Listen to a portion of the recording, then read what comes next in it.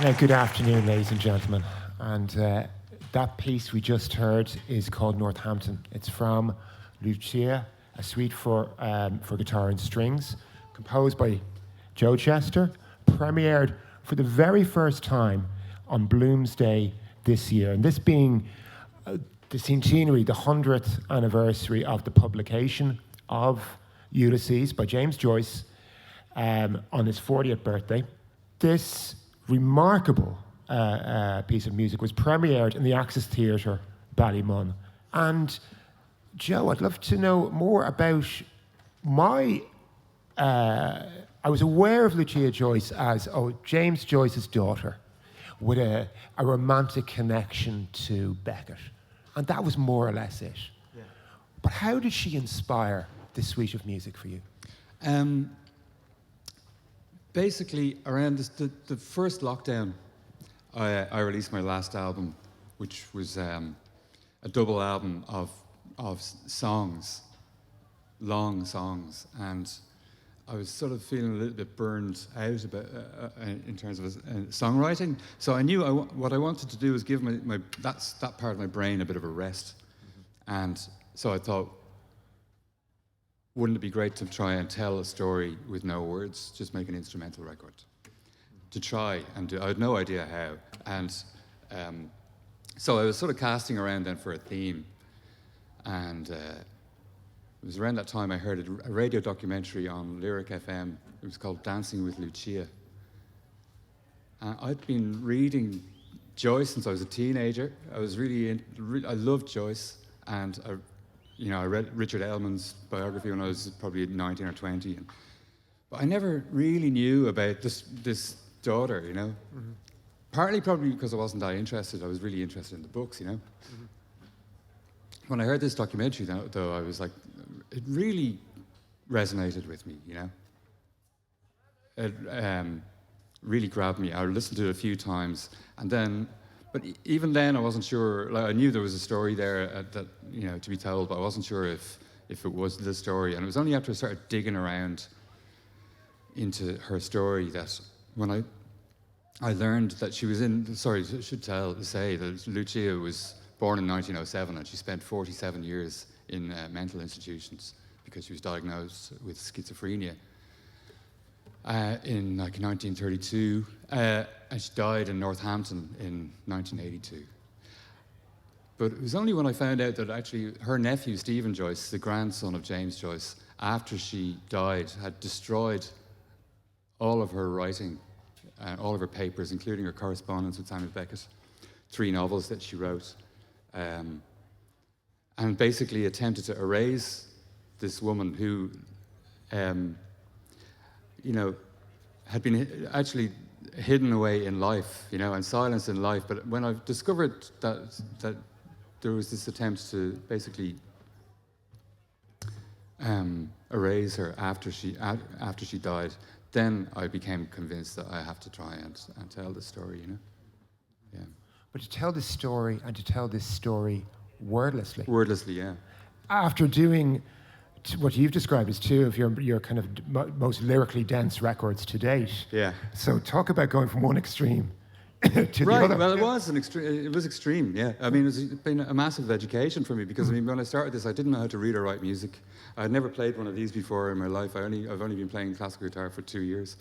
But so even from that point of view, it was a huge education. And then basically to try and figure out a way of telling a story through music, it was a wonderful experience, really rewarding, and yeah, I don't know, it's like definitely want to do it again. So it hasn't put you off? No, not at all. I just love it, actually, yeah. I mean, I've loved every minute of it. I've loved all the research that I've done. I've loved reading about it. I've loved discovering this amazing person, Mm-hmm. And yeah, making this kind of music that is completely new to me, and it's been a real voyage of discovery. And you mentioned that lyric documentary, yeah. But what other resources did you research? Right. Well, the thing about it is that I wasn't aware of Lucia's story. I was very, immersed in the Joyce universe for years and years and years without knowing anything about her or much about her.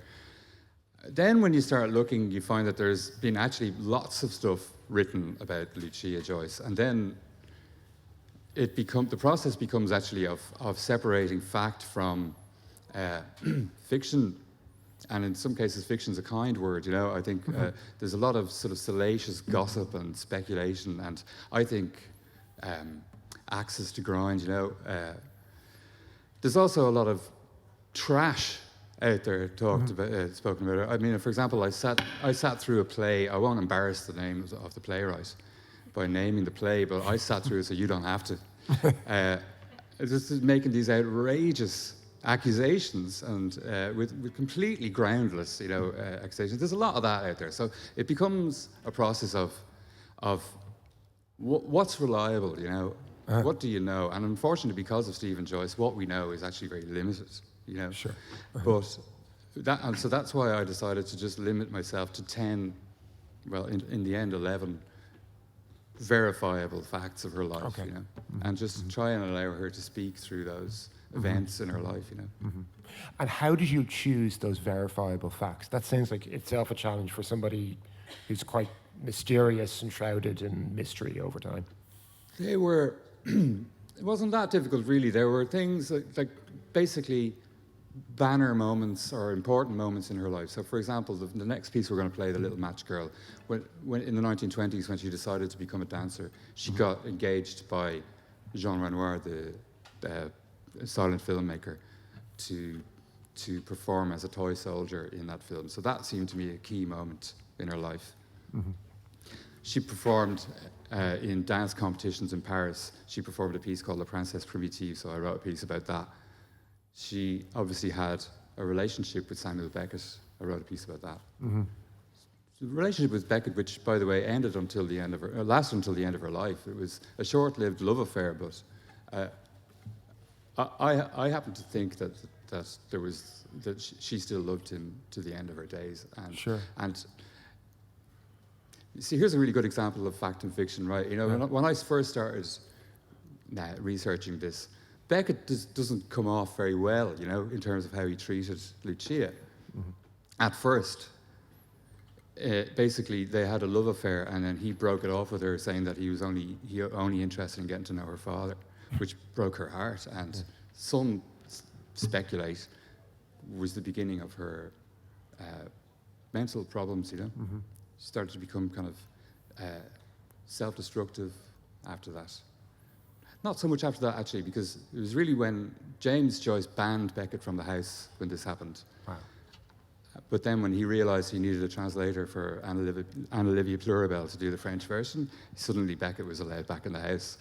And so Lucia found herself in a really impossible situation, where the guy who broke her heart is now there all the time, in her house. So I wasn't too happy about Samuel Beckett at first. Sure. But then I found out that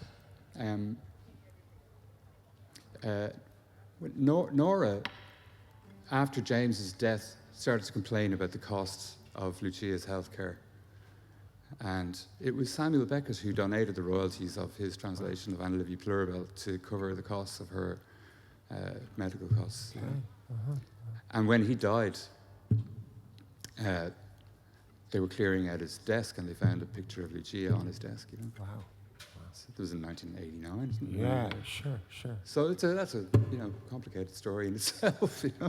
When I hear you playing the guitar, one image that I have that comes to mind is James Joyce performing classical guitar, because of course he was, a very musical man and a great singer and a musician, and that guitar is in the James Joyce Tower Museum in Sandy Cove. Yeah. But for you, the challenge of doing classical guitar, you've only been doing it, less than 2 years?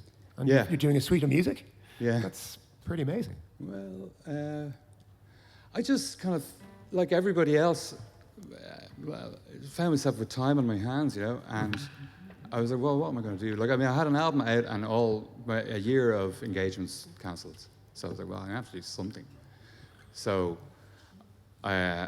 I just ordered this guitar on the internet, and it was delivered, and I got a book of classical guitar technique, and I started on page 1, and I started going through it. But then I started making arrangements of Irish traditional music, I did some arrangements of Turlough O'Carolan and some traditional stuff, and that kind of got me started, you know. Well, that's pretty amazing. Well, most of us were kind of watching Netflix and baking banana I was doing bread. that as well, eating chocolate. Very good. We'll take a piece of music? Yeah, so this is The Little Match Girl, which is basically when Lucia was asked by Jean Renoir to appear in the movie of the same name.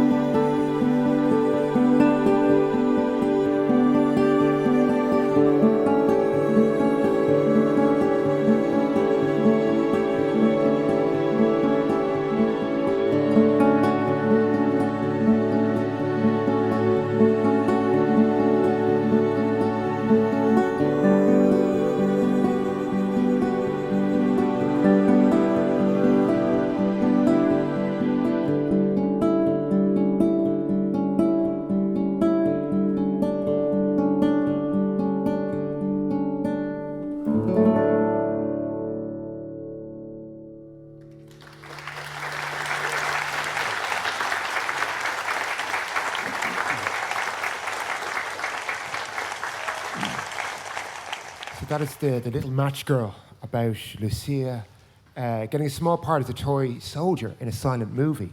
Yeah. And there's a real sense, like, the whole suite is very eye-opening to me. These aspects of her life that I had no idea about. She was very accomplished in her own right. She was. I mean, I think the one review she ever got was in the Paris Times, and it said that in the future, it's quite likely that James Joyce will principally be known as the father of Lucia Joyce. Wow. And I mean, even when, like, James Joyce brought Lucia all over Europe, to try and find the answer to what was troubling her, and including brought her to Carl Jung for analysis. And Jung himself said that James and Lucia were in the same river, but where James had dived to the bottom, Lucia was sinking. Meaning that basically they had the same sort of creative gene, and that basically the thing that made James Joyce a genius, she also had. But I think basically the implication being that she couldn't handle it, you know. Sure.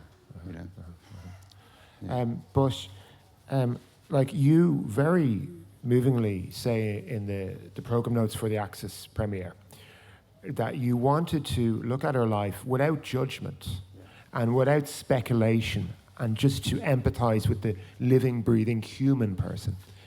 And to do that in instrumental work is a very powerful thing.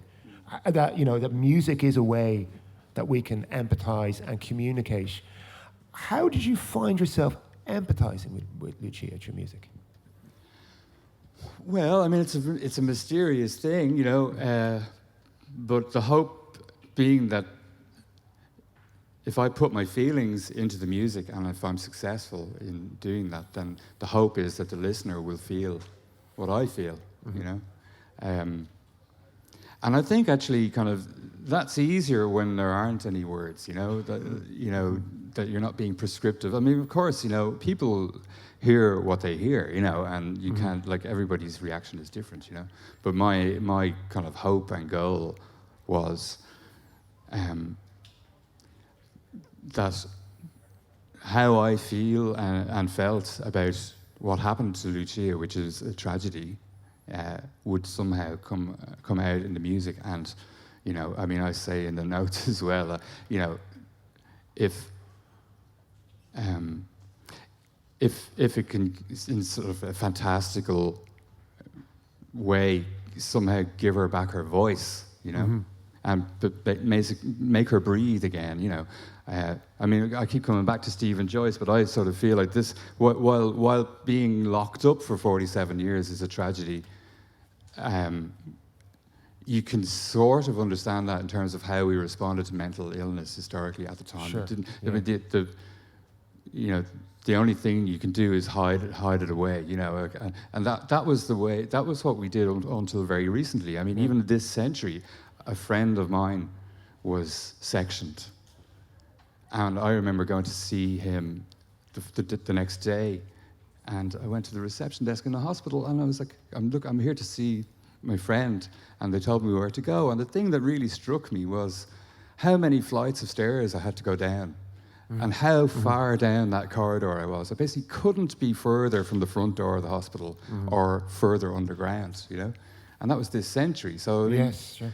Yeah. This is how we have historically felt about mental illness. We are afraid of it and we hide it, right? But to come back to the point, so while that was terrible, I think Stephen Joyce's act of vandalism and I would say misogyny by trying to silence her in death was worse, you know? Absolutely. Yeah. So that was basically my intention, was to try and, you know, correct that, you know. Yeah. And it's very interesting that you say that, you know, historically, that this was a different era and attitudes to mental health, to mental illness. Now, we like to say that, they become more advanced now, but they're not. Like, there's a conversation there. There's a visibility about it. But is there action really? You know, are we empathizing enough? I think is probably the question. I would say that things have changed less than we would hope, you know. I think there is a conversation, but I worry sometimes about the conversation. I'm a person who has suffered from severe depression in my life, right? I don't think that is even like number one on the sort of scale to 10 of what Lucia has suffered in terms of mental illness. I think that it's great that we're having a conversation in the past few years about mental illness, but I worry that a lot of the oxygen in that conversation is taken up by things like anxiety and depression, when people who have severe mental illness are still being silenced. They're not part of the conversation, you know? You know, and I wonder, like a lot of the time I feel like the media are paying lip service, you know? Yeah. To this. Yeah. It does seem very much like a media topic, doesn't it? Hashtag. Yeah, absolutely. There's a remarkable new book by Jude Rogers about the sound of being human and about how music shapes us and how powerful it is, and how empowering music can be. Like, certainly, I have found music of enormous empowering benefit, and I cannot explain how. Yeah. I can't explain why. How, for you, making music, how does it help you? How does it empower you? How is it a balm? Is it a catharsis? It really is. There's an old saying, all art strives to be music, you know? And I think that's because music has this direct connection. I don't know why, for some reason it does, you know? But it really has that power. I mean, everybody has their own thing, right? For me, at the moment, the music of Johann Sebastian Bach is a source of incredible solace to me whenever... there's something about the logic of that music that is incredibly comforting to me. It's like it's almost mathematics, you know? And it's like as long as that remains true, then things can't be that bad, you know? Yeah, you know? sure. But that could also be Fontaine's DC making you like feel great, you know? Absolutely. Like, it's completely different for each listener, and for each individual. Yeah. Now, I think the next piece of music, it's a gentleman that needs little introduction, perhaps. We've talked about him, Samuel Beckett. This is a piece called Beckett.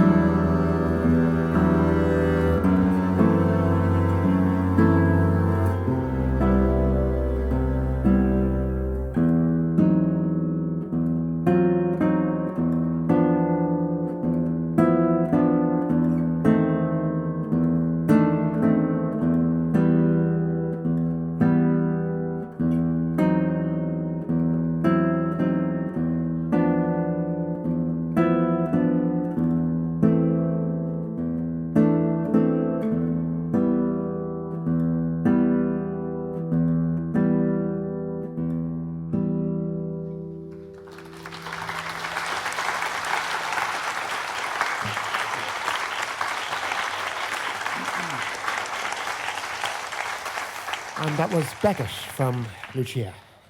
People, we know you as wearing all these different hats, and this is, something just remarkable. And do you know, there's nothing can prepare you for the experience of having music in your imagination for 2 years and writing it on a piece of paper, having never heard it, and then basically arriving on the first day of rehearsal and putting scores on music stands and people sitting down and playing, and you don't know.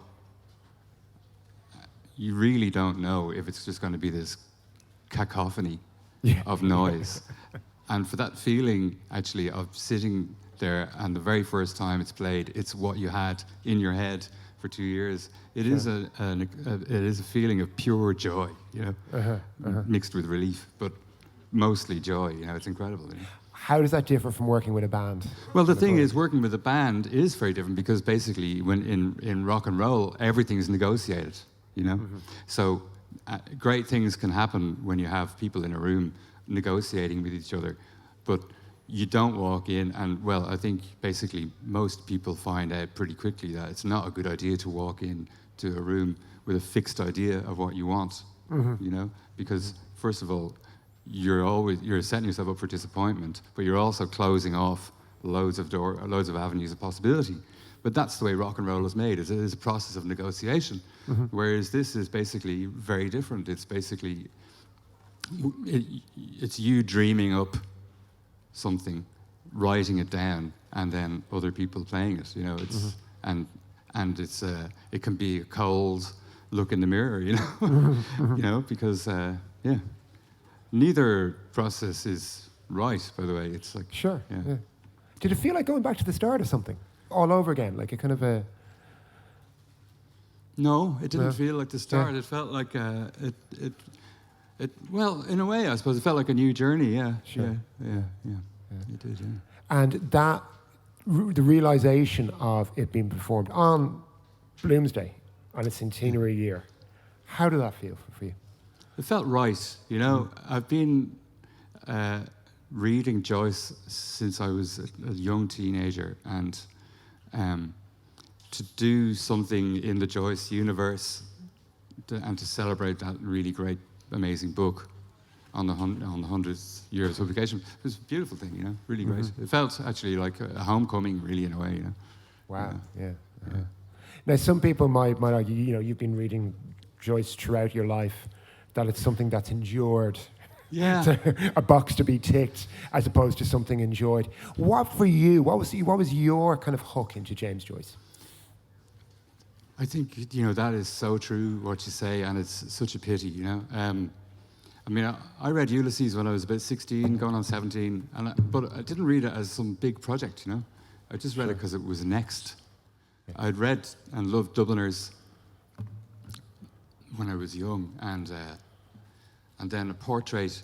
A portrait has a lot to say to a teenage Catholic boy growing up in 1980s Ireland. In fact, when I was reading it, I was really amazed at how accurate it was, given that it was written about 100 years previously. It's like that, that joke. If you had a time machine and you took a Dubliner from the 1880s and stuck him in the city centre in the 1980s, apart from Busaras, you wouldn't be able to tell the difference. Sure, yeah. It just didn't, Dublin hadn't changed that much, So then, I just went into Easton's. Ulysses was the next one, so I just read it. And of course, I struggled a bit, of course, with Oxen of the Sun and bits of Proteus and stuff, but I loved it. I really responded to it. I'm really happy that my first experience of Ulysses was that. It was my experience. I didn't read it with cliff notes and kind of... It's like, I feel like Joyce has been kidnapped by academia, Sure. Yeah, and there's this kind of feeling now that basically you can't read this stuff. It's a puzzle to be solved, or there's a secret key to it, which totally misses the point. It's just a great book, And I'm really happy that my first reading I've been reading it ever since, but my first reading of it was my I was allowed to make my own response to it, as opposed to basically, the sort of orthodox kind of view of it that has been put forward by a century of academics, Yeah. And there is such that orthodox about the academia that surrounds Joyce. And also, what I found very impressive about this year's Bloomsday, it seemed to be a real celebration of his work. Where a couple of years ago, it was a bit more about kind of like a sausage company sponsoring a big breakfast in O'Connell Street and so on. And that certain kind of side to it. Dressing up. Dress it up, exactly. But it seems to be something that's now a bit more done much more respectfully and much more authentically. Do you know what I liked about this year's centenary actually was there was so much talk about aspects of Joyce that were not to do with James Joyce, you know. Mm-hmm. There's been a lot of discussion about Lucia Joyce, for example, and Joyce's relationship with his family, and you know, I just found that really, really great. You know, it can't all be about him, you know. Yeah, absolutely, and it's been about him, for so long, and about other male writers and artists and so on, and male academics indeed as well. But you've mentioned this as being one of the more challenging projects that you've ever done. However, I get a real sense of it's also one of the most rewarding. Definitely, yeah. It definitely has. It continues to challenge me, and it continues to be rewarding, you know. I mean, I'm still figuring out, I mean, I wrote it, but I'm still figuring out how to play it. Excuse me. And yeah, I mean, because for example, in terms of challenges, I didn't have a guitar teacher, and therefore I learned to play the guitar wrong, you know, and that has a lot of problems. I ended up with a lot of pain, you know, physical pain from bad technique that I had to sort of figure out and correct and everything, you know. Yeah, so there's been challenges, both physical and mental and emotional. I mean, actually, sort of coming face to face with mental illness and as well is, you know, I mean, everybody has mental illness in their lives, you know. Like, absolutely, yeah. And we don't like talking about it, you know. So I don't know. I mean, Lucia's story is a painful story though as well, you know. And yeah, it's something that we kind of still like to hide away. I think. I think with Lucia, right? She definitely she had something, right? She was diagnosed with schizophrenia. We don't know if that's what she had, and we'll never know. But I do think that, you know, a lot of the commentary I've written or read around Lucia, it tends to characterize her as promiscuous and destructive. There's a great biography of Beckett, for example, that I read, and every time it mentions Lucia, it's like, you know, poor Samuel, the put upon male, you know, victim of Lucia's advances. Oh, here comes Lucia again. And I think that basically, while it's not the reason that she was locked up, I think that it didn't help that she liked men and was very sexually active, and that she was the daughter of very conservative parents, you know, and you know, it was particularly one of her parents.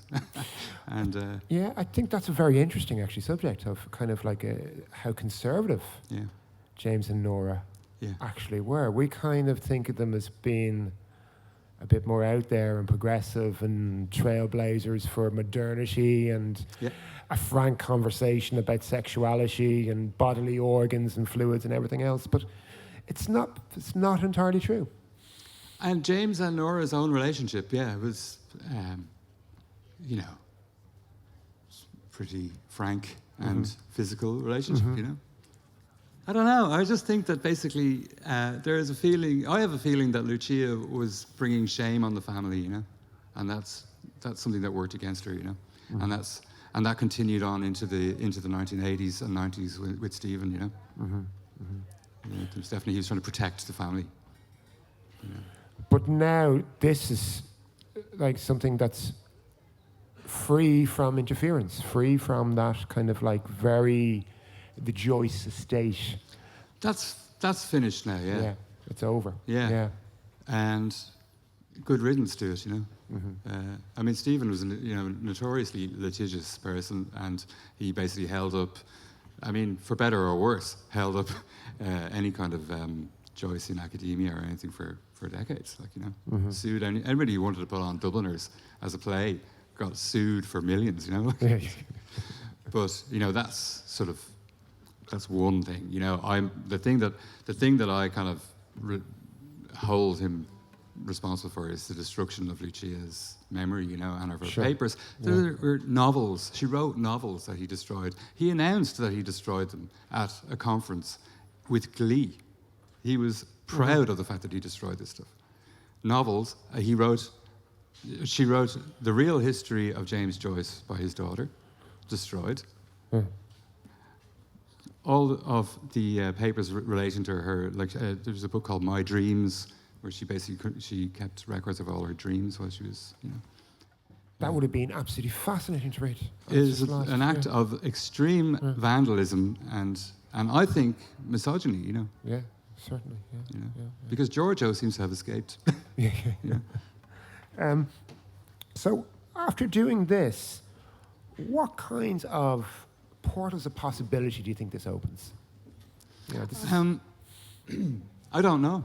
This is, I mean, I'm currently putting the finishing touches to the album, and that's going to come out in November. And then I want to perform the piece as much as possible, you know, all over the place. And but I'm definitely kind of hatching plans for another piece. Yeah, I don't know what it's going to be.